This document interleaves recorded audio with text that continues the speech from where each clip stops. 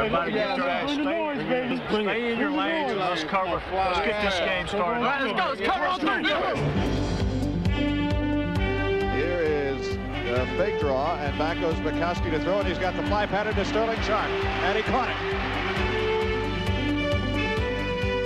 Let's just keep chipping away. Keep running the way we're running, okay?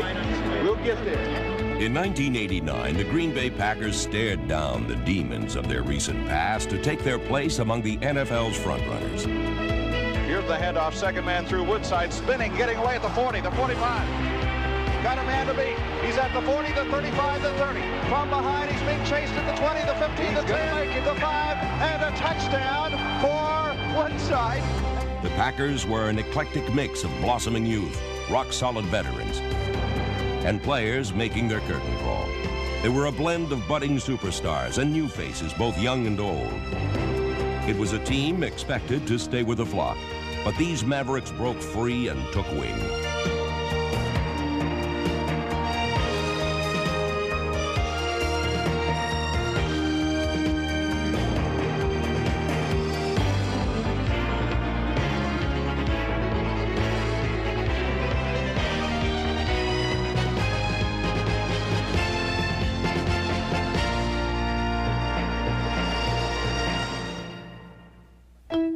The job of gelling the Packers' collection of old and new belonged to head coach Lindy Infante, who attacked the task with his combination of positive approach and football savvy. Let's go to work out here. Let's go. Let's go. Let's go. Let's go.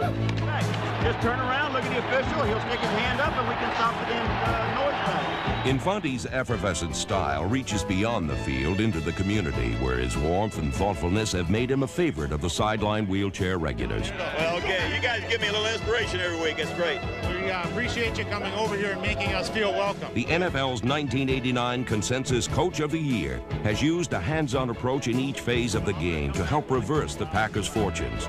But it is his offensive brilliance that has made Green Bay deadly. Or even on wider, we went to wider one time and they walked Sam out to play their cover two. So whichever way we go with that guy coming up the middle, you ought to have a shot. And this season, Infante found the man to bring his blueprint to life.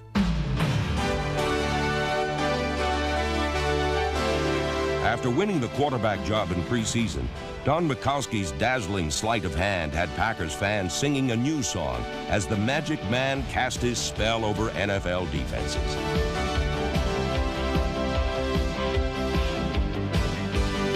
Come on, all fast. Let's go, baby. We need it. We need it. In 1989, Mikowski threw for over 4,300 yards and 27 touchdowns, the second highest totals in Packers history, and also emerged as the team's #2 rusher. Mikowski blossomed within Infante's multiple system and was consistently able to find the second and third receiver.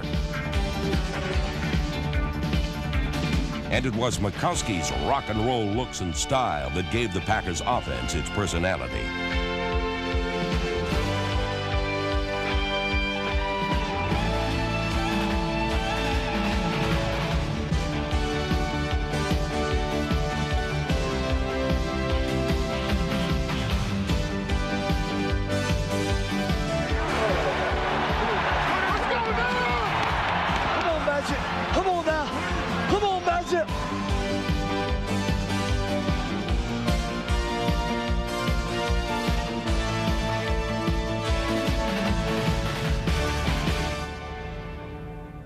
While dazzling one minute, the Packers could struggle the next. And early on, big deficits became routine. But each deficit became a motivating tool for a team ready to explode, which the Rams found out in Week 3.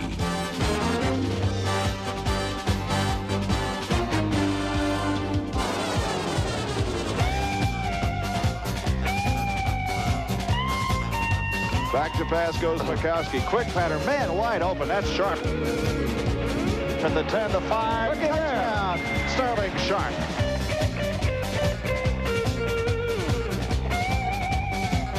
Mikowski on the handoff to Fullwood, cuts inside to the 5. Hello, touchdown. 442 yards of offense was not enough, but the attitude was being forged. We got to get it back, buddy. We got to get it back, baby. Let's go now. Come on. Way to work, Sled. As the Packers came together, they began to thrive on their comeback nature. So when they fell behind the Falcons 21-6, things quickly picked up. Here's Mikowski back to throw. On a blitz, comes over the middle. It is caught, and that is Jeff Query. He fumbles the ball. And the Packers serving. Sharp picks it up, and he's in the end zone. Touchdown. Here's Mikowski back to throw on first down. Gets a good block. Now runs out of there to the right. Wants some help throwing downfield for Fontenot. Got it. Touchdown. 17 fourth-quarter points finished off the comeback in Milwaukee. The early part of the Packers' season was marked by comebacks and turnarounds. And while each was uniquely exciting, none was more important or more reflective of what the Packers could be than the Week 2 meeting with the Saints. New Orleans scored on its first 3 possessions and took a 24-7 halftime lead before Don Mikowski and Brent Fullwood went 80 yards in 14 plays to start the most exciting second half of football in 1989. Here's the handoff to Fullwood. Touchdown, Green Bay on the dive across the top.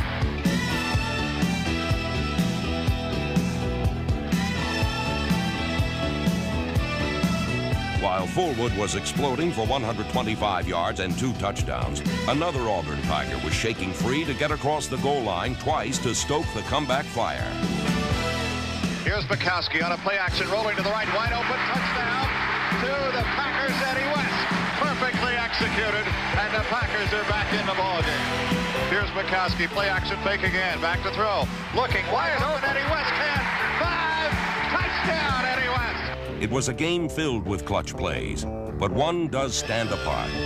On 4th and 17, with the Packers down by 6, Mikowski found rookie Jeff Query on the sideline for 23 yards to keep the drive alive. The catch was clearly one of the most crucial plays of the season for the Packers, and it served as a fitting prelude for the game's inevitable ending. Here is Mikowski back to throw. Mikowski looking, breaking down, cuts over the middle. Touchdown to Sterling Sharp over the middle. Wow, what a great pass. What a great second half by Mikowski, who's done everything right on target. The 35-34 win demonstrated to the Packers, their fans, and the teams remaining on their schedule that this team was capable of almost anything, no matter what the situation. It was a team just beginning to discover its potential. And at 2-2 after 4 games, Green Bay was a team just beginning to taste the sweetness of victory. The Packers' whirlwind now had all eyes fixed squarely upon them, and the winds of change continued to blow when the Dallas Cowboys made their first trip to Lambeau since the 1967 Ice Bowl title game. And on this day, it was running back Herman Fontenot who put Dallas in the deep freeze with 2 touchdown catches in the Packers' 502-yard outburst. But the biggest excitement came from Green Bay's dynamic duo. All right, here's Mikowski. Steps up again, looking. Now he wants to throw long down the sideline to Sterling Sharp. Caught it. 45-40, 35-30, 12, 25-20. 15, the 10, the 5, touchdown for Sterling Sharp, 79 yards. Santa Claus himself would have been proud of the ground Sharp covered in 1989, as he became the first Packer to lead the NFL in receiving since the legendary Don Hutson in 1945.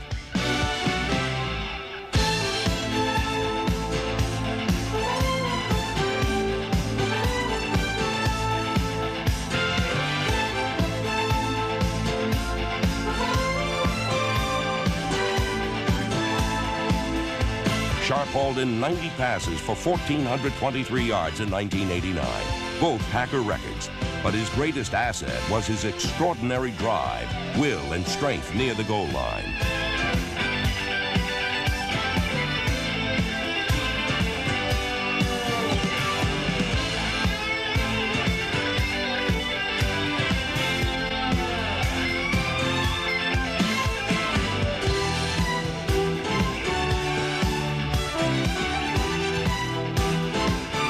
With 6 100-yard receiving games, Sharp emerged as one of the NFL's premier game breakers and became the leader of the young core of receivers whose confidence grew with each passing week. We own them, man. We own them. They can't stop us. I know. Hey, you all right, dog? We own them all game. Yeah, I'm all right. I ain't know where you at. That is big time. Let's go, baby. That's just big time. Packers receivers earned their way into the big time by never backing down.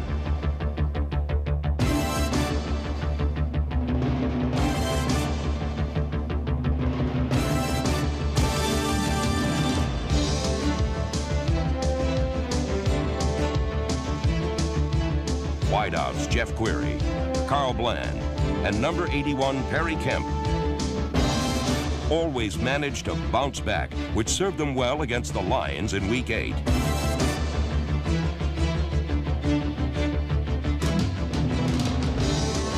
Mikowski's spectacular day earned him NFC Offensive Player of the Week honors, but the improving Lions sent the game into overtime and had Packers fans checking their pacemakers. But once again, the Packers found a new way to win, as on the first play of overtime, safety Mark Murphy stepped in front of Rodney Peete's pass for the interception that set up rookie place kicker Chris Jackie's game-winning attempt.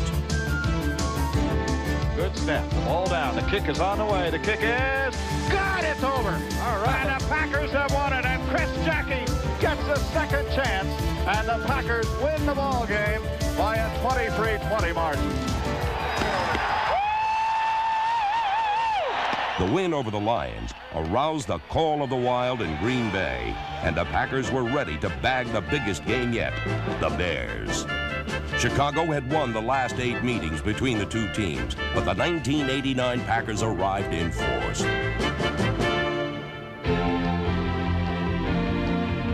And the ride to the right by Mikowski, and back to throw. Wide open, man, and there's Didier, and the final touchdown. Despite trailing 13-7 late in the game, the Packers never lost the confidence that would carry them through to the end. Looked like a pretty good job on the game inside on the TT. Everything looked real solid. 4th and goal from the 14.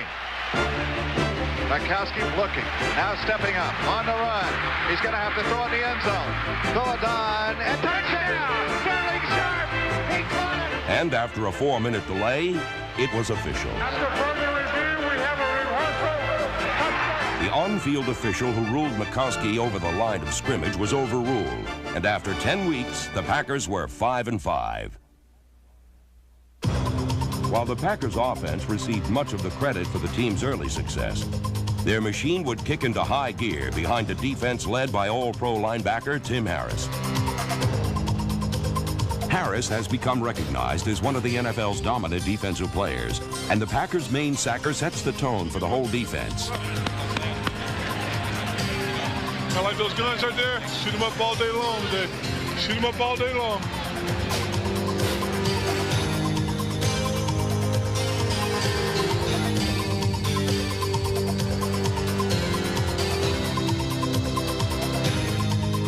His attack can be both overpowering and swift.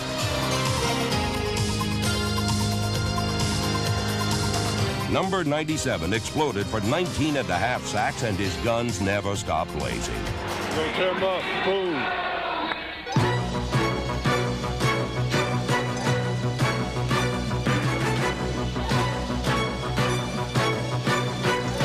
Harris was the leader of a defense made up of the young and old, featuring players like Brian Noble and Blaze Winter, linebacker Johnny Holland,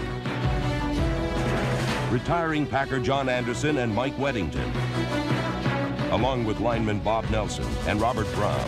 This defense made a major impact.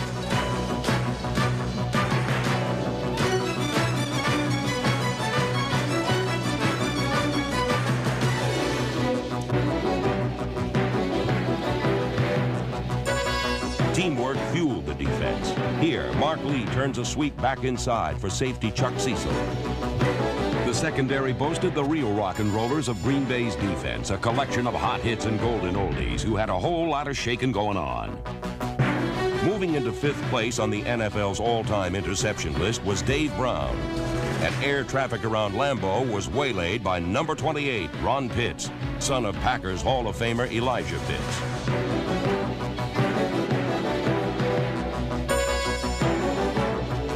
Tenacious, scrappy style made opportunities hard to slip past nickelback number 23, Tiger Green, and safety Ken Stills.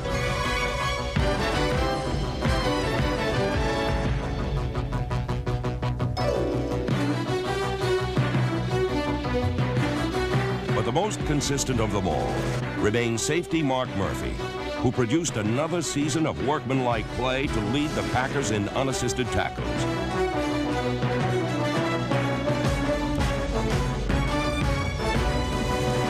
With all the parts in place, the Packers were ready for the season's final push, which began at the home of the world champion 49ers.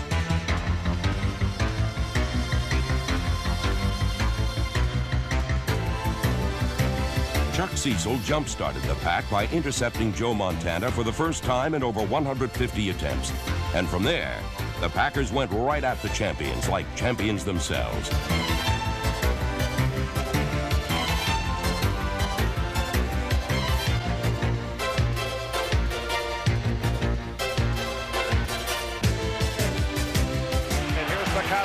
Looking, guy breaking down on him over the middle. Caught by Sharp. As usual, the game came down to the fourth quarter, and this time Mikowski had to pull one out playing with badly bruised ribs in the backyard of the team of the 80s.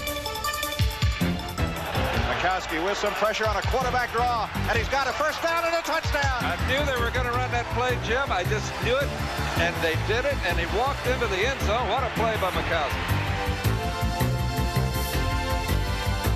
Mikowski's ability to shake off his obviously considerable pain and produce another comeback win sparked the Packers, and the 21-17 victory became both San Francisco's last loss of the season and the first salvo of what would become a whirlwind final flurry for the green and gold, whose next stop was Milwaukee for the Vikings.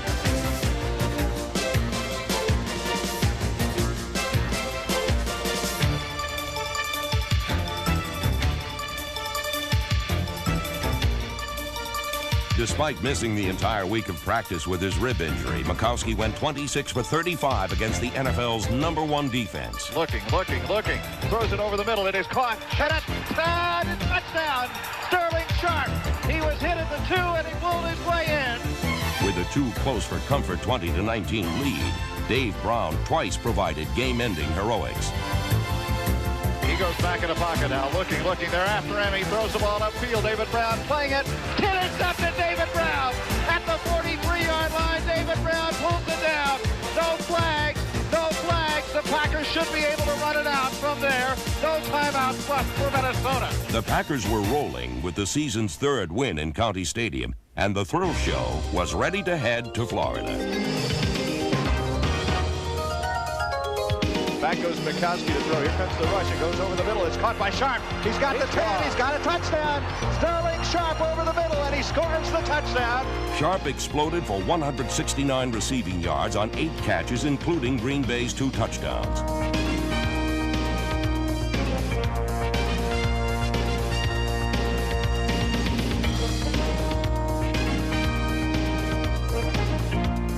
Things looked dim when Tampa took a 2-point lead with under 2 minutes left. But a Buccaneer penalty on 4th down gave the Packers a second chance. And Mikowski was able to find Carl Bland over the middle. And then stop the clock with 1 second left to set up a 47-yard attempt for Jackie, whose foot would decide the Packers' fate for a 5th time this season.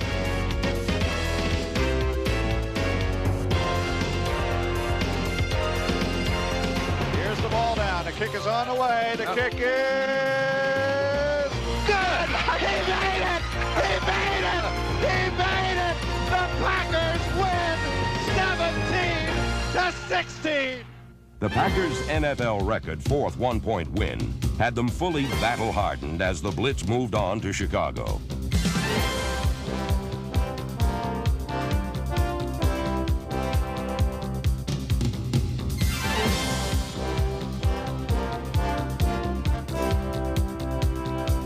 Following his key interception earlier in the quarter, linebacker Scott Stevens' Packers' record 76-yard fumble return warmed up the Soldier Field crowd for the Green Bay Magic Act.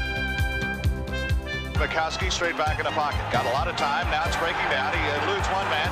He's on the run over to the left. Got to watch out behind. Now throws it towards the field and caught by Kent. Touchdown. The gelling process completed. The Packers' once suspect offensive line, led by Ken Rutgers, Rich Moran, Alan Weingrad, Blair Bush, and number 65 Ron Hallstrom, cleared the way for the 40-28 Green Bay win.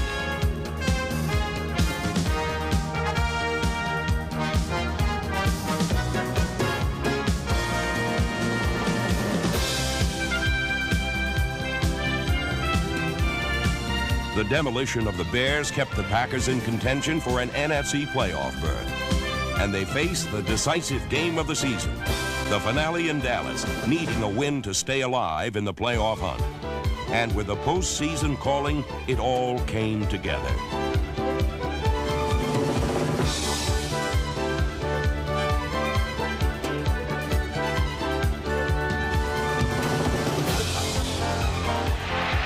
Passes McCaskey, and he's going long, and he overshoots the intended receiver, and it's caught by Perry Kemp. How did Kemp catch the ball? I don't know how Kemp came up with the football. And here they come, and the ball comes over the middle to Clary. Touchdown, Jeff Clary. Although they did not reach the playoffs, nothing can diminish the Packers' accomplishment. Facing a must-win situation, they won 20-10. It was a fitting conclusion to a season of outstanding achievement. 5 wins in the final 6 games. The most wins for a Packer team since 1972. The 6-game victory increase from 1988 tied a team record. And Green Bay's 10 wins told the story of an unlikely mix that blended together and emerged as one to take its place among the NFL's elite.